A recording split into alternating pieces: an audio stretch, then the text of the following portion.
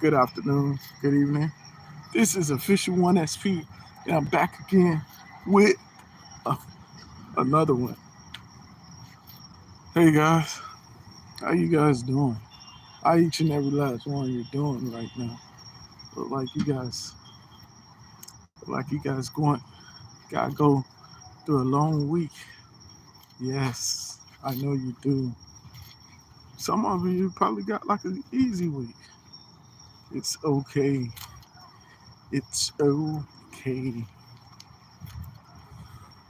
I'm just on here enjoying this day. Yes. Look at look at it. Yeah, we got the big homie in the building. The biggest homie. That's the biggest homie. Make sure you check the biggest homie out. The biggest homie is a chef. He cooks good.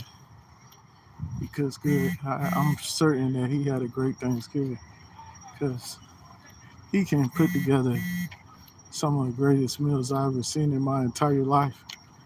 And I mean it. Every single word. I'm grateful to be here though. I'm really grateful to be here, man. I'm gonna tell you right now that it feels like greatness. Greatness. When I came in here today, I came on his live stream today. Feel like greatness. I can't tell you how grateful I am to be here. But yeah, um, this is nice. This is nice. We got like this amazing winter coming, and then you know that there's like this tsunami that was like in North California. I was like, whoa, what is tsunami? Like, yeah, it says tsunami, but you know what that means, earthquakes and stuff. So, but yeah, man, heart goes out to all the residents that experienced that. Heart goes out to all of their family members that probably can't get in contact with them, and stuff like that, or all the first responders that's out there, that had to go out there. Heart goes out to all of them. We need to keep America together, I mean, from east to west, north to south, and central as well. Central as well. All our territories, Guam, Puerto Rico, Virgin Islands. You know, we need to keep all of them together. You feel me?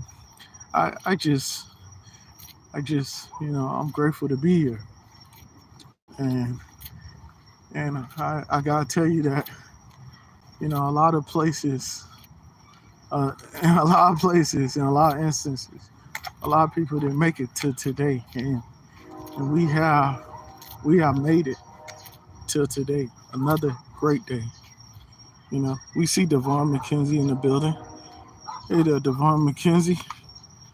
Devon McKenzie is in the building right now. Yes, yes.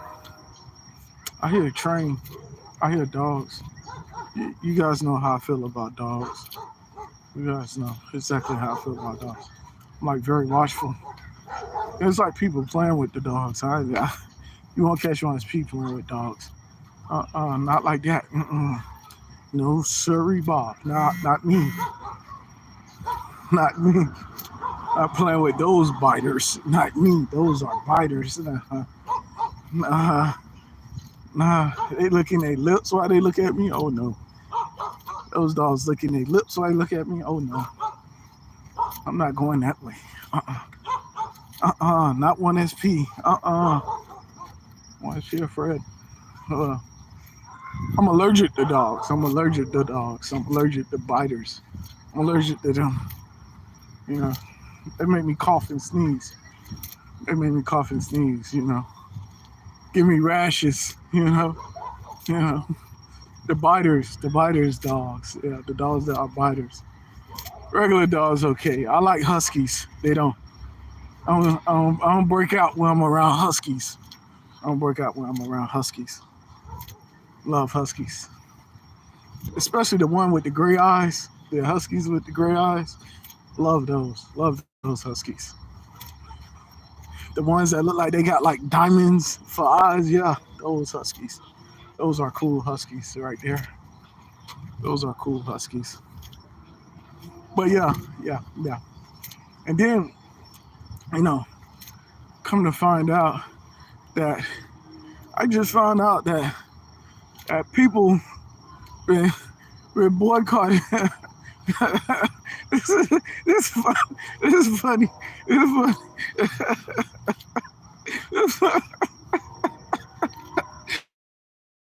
It's funny. It's funny.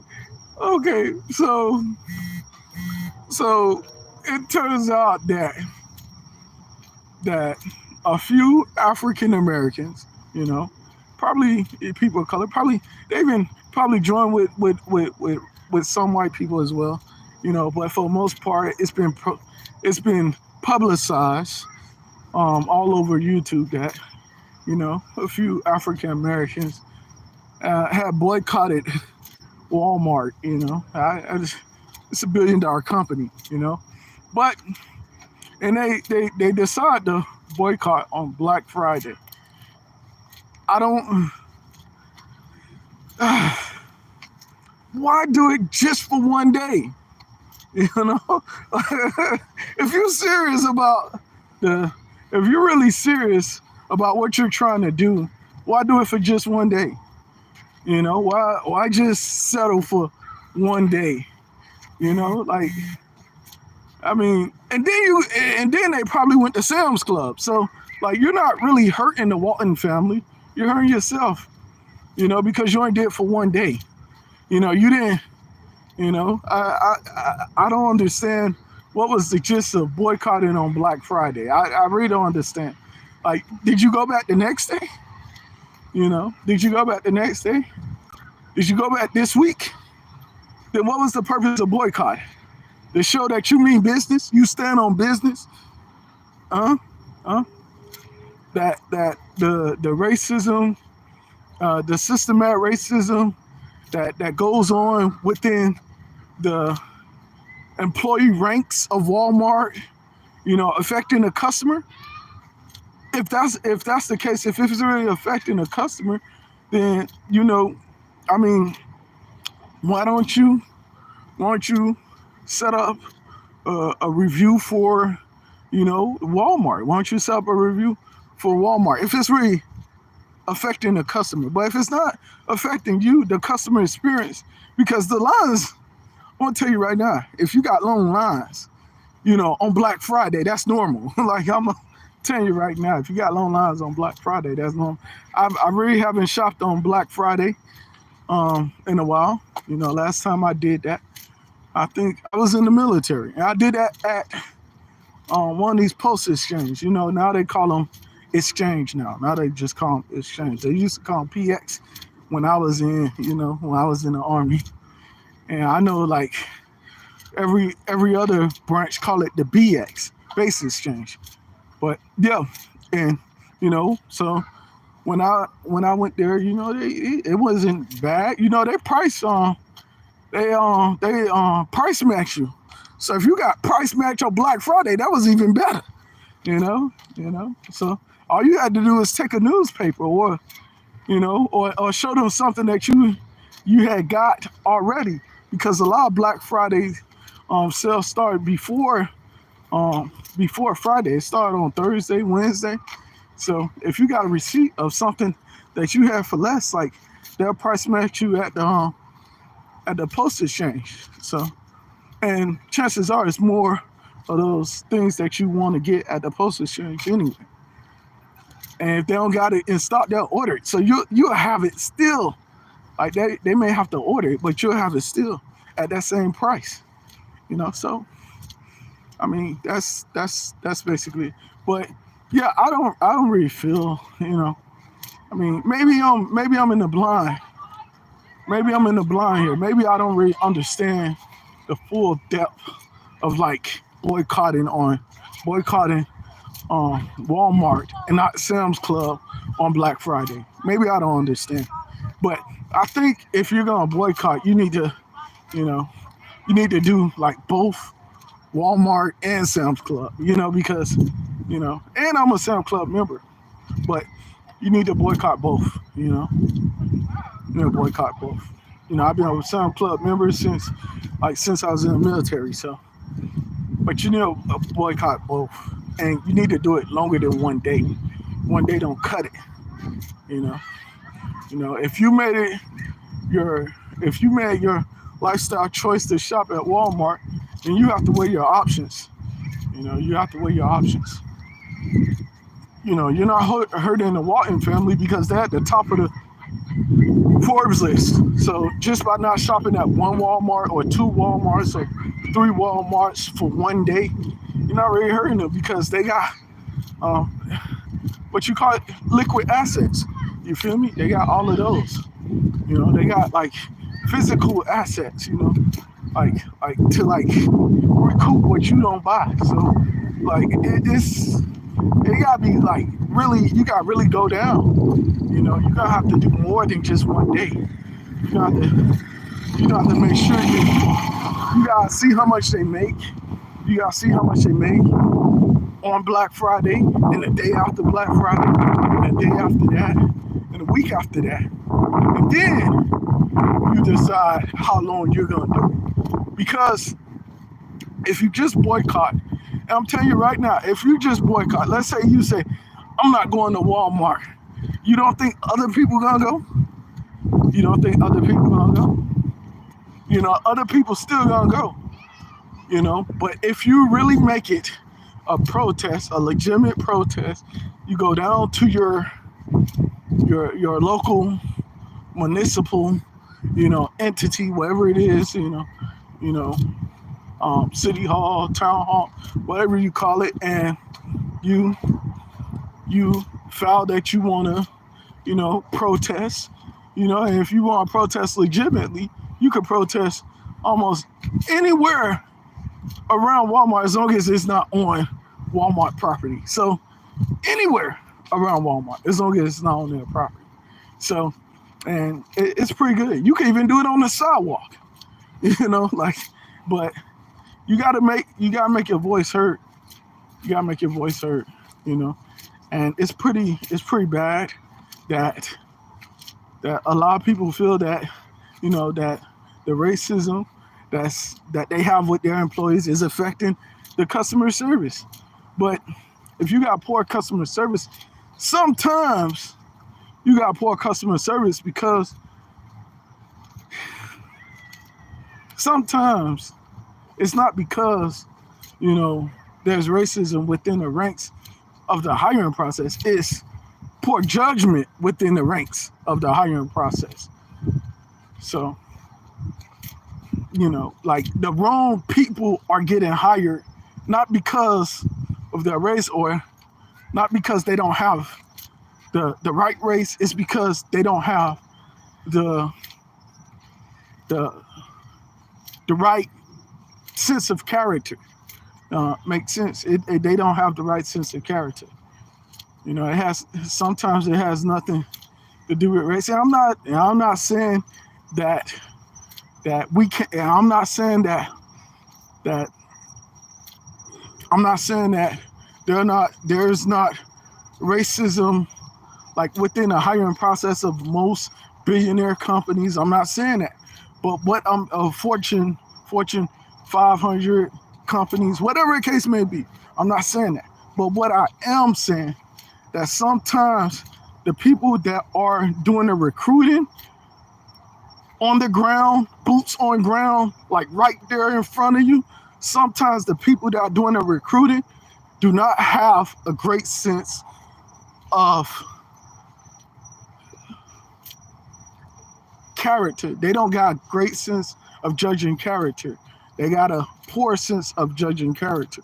And when they hire people, they don't hire people that's motivated to bring the best service to you. They don't hire people and then when they do hire people that are motivated, they don't encourage them when they're not encouraged.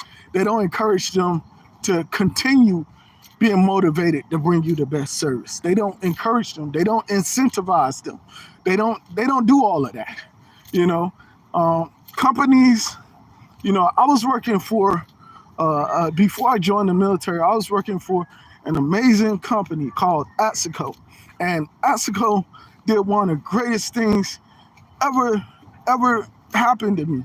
Like um, when I was working there, instead of when I was working there, I made like supervisor and like short time, from the time I started there up until the time like I left. I made supervisor in a short amount of time. I left like a few years after I made supervisor. But when I was there, instead of giving me a bonus, you know, they gave me an option to get like shares in a company. And eventually they merged with another company. But I had already cashed out my shares, for an emergency, for a family emergency before they merged with another company. But what I'm trying to say is that what I'm trying to say that um, like if they incentivize the employees, like offering shares or most employees don't ask about stuff like that. Most employees don't even inquire about like instead of getting a bonus, can I get shares? Like or can you set aside the bonus to accumulate shares? Within like a 2 year, within like a 5 year trajectory. If I make this amount of like if I make this amount of if we have this percent of customer retention, could I, switch my bonuses, accumulated bonuses into like shares.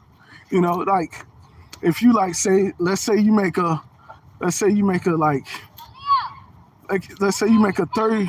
30% increase in customer retention over that's pretty you yeah, 30% not bad. 30% over the next 5 years, switch all your bonuses into shares. I mean, it'll be a great start for you.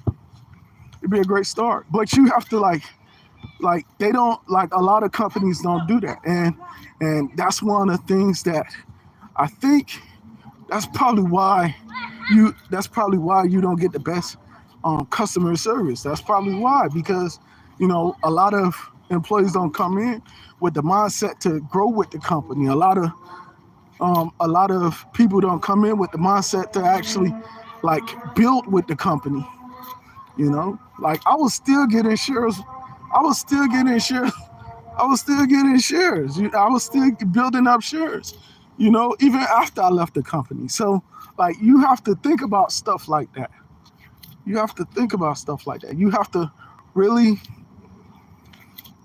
you have to really think about stuff like that. And when you do consider stuff like that, then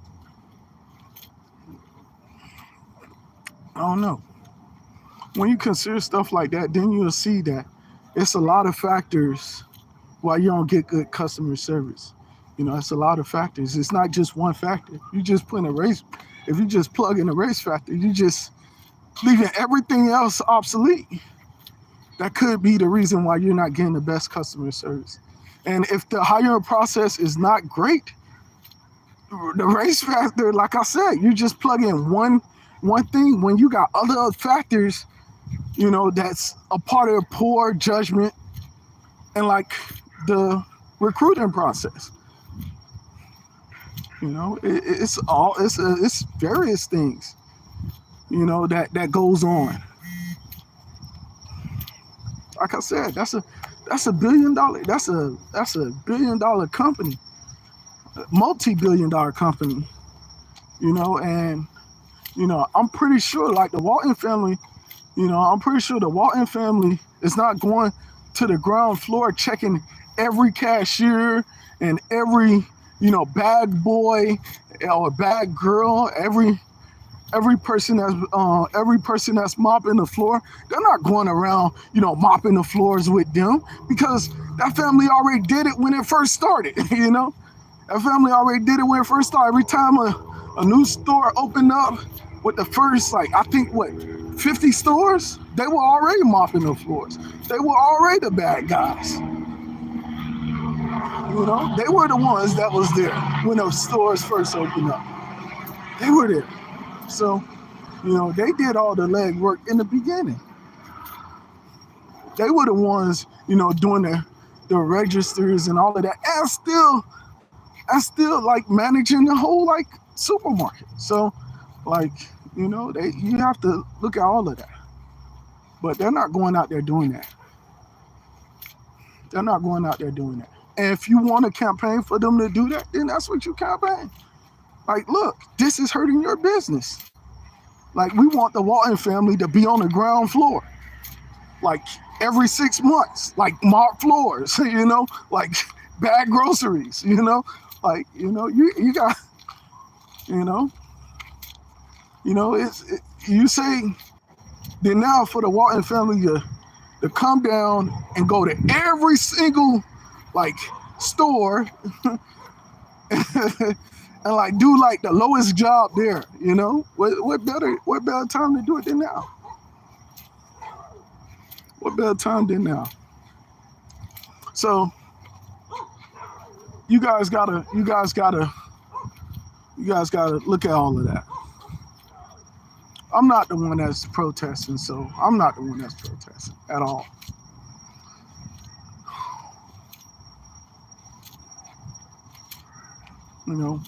They say, but then they're gonna be like, you're not the one protesting. I don't even observe Black Friday, so like I don't even shop on Black Friday. I have, like when I was in the military, I have not since I did it that time. So so technically I did boycott without trying to boycott. I don't have a surge for buying stuff. I don't have like this desire to buy stuff on a particular day that everyone that mandates this is a day for shopping. Like no. Like, that Christmas, Valentine's Day, I don't do all of that. I'm sorry. I do it like randomly. The moment I think about somebody, that's when I do it. I don't do it because somebody say, this is the day you should do it. When my heart makes me do it, that's when I do it. So it could be genuine, It may be unexpected. It may be weird. Oh, it's just Thursday. Oh, well, here you go. I was thinking about you, so I got it. That's just the way I am. You know how many Christmases you missed? Like, you went on my mind on no Christmas. Like, I don't observe Christmas, so so yeah. But yes, that's just the way it is. So Black Friday, Also heard that also seen that the president gave his alive child a pardon. Also seen that they gave his child a pardon after repeatedly saying he wasn't gonna give his child a pardon. Like he's retiring from politics for the rest of his life. I mean, like, what's wrong with him giving his son going back on his word and giving his son a pardon? I mean, like, he handed out pardon. It's unfair for him to hand out pardons to everyone else and not hand out one to his son. You know that? I mean, that's his child. That's his only living child. Well, he got a daughter, but that's his only living son. That's his only living son. So, Bo not alive anymore, so he had to give it, and Bo wouldn't get into trouble like that. So, he had to get that pardon of honor. He had to give it to him.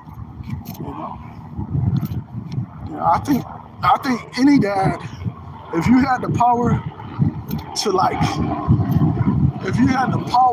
to get your child out of trouble, no matter how old your child is, like, and you have the highest office in the entire world, you're gonna do it.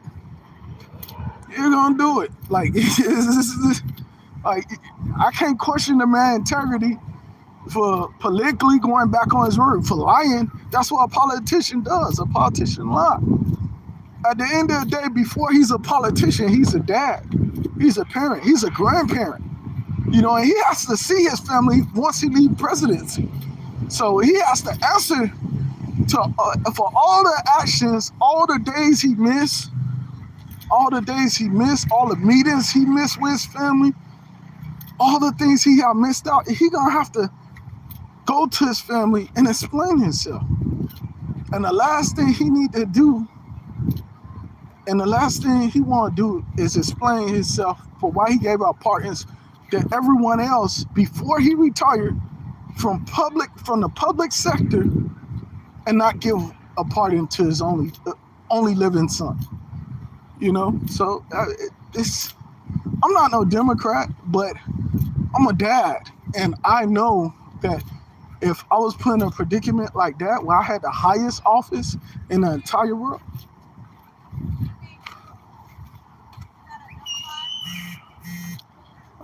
One moment, guys. Yes, I would do it. I would do it. I would do it. I'm like,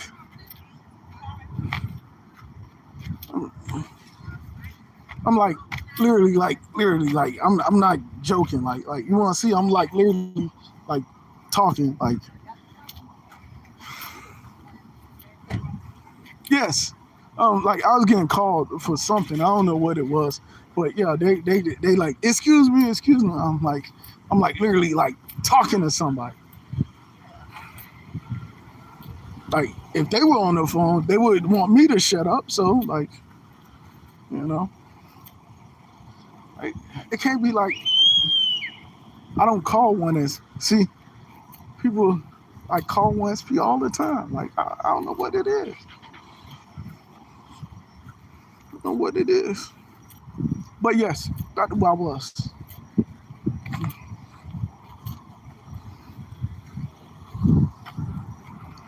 Yep. But guys, I don't know what to tell you, but this is 1SP.